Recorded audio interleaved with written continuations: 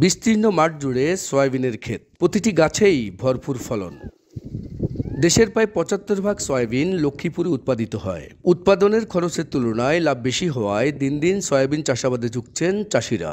অনুকূল আবহাওয়া, উন্নত জাতের বীজ বপন ও সময়মতো সুষম সার ব্যবহার করায় এবার সয়াবিনের বাম্পার ফলন হয়েছে। আবহাওয়া ভালো থাকার কারণে আমাদের এদিকের সয়াবিনগুলো খুব ভালো হয়েছে। অন্যান্য বছর ফলন এবার ভালো হয়েছে। এখন একর প্রতি ধরেন ৩০-৩৫ মন হয়। গত বছরের চেয়েও ফলন ও বাজার দর ভালো থাকায় খুশি চাষিরা।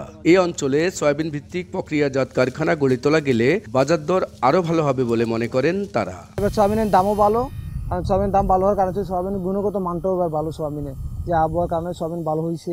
সয়াবিনের উপর যদি একটা শিল্প কলকারখানা হইতো বা বিভিন্ন প্রযুক্তিতে নেওয়ার জন্য, তাহলে আমাদের উৎপাদনটা আরও কাজে লাগাইতে পারতাম, আর আমাদের এলাকার বেকারত্বটা দূরত্ব হইতো।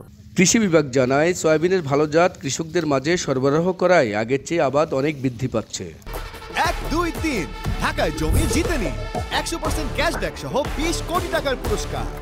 সয়াবিন নিয়ে যদি আমরা শিল্প কারখানা বা শিল্পক্ষেত্রে যদি একে ব্যবহার করার সুযোগ থাকে, তাহলে হয়তো আমাদের আমদানি নির্ভরটা কমে আসবে। তো সরকারের একটা অর্থ সাশ্রয় হবে এখানে।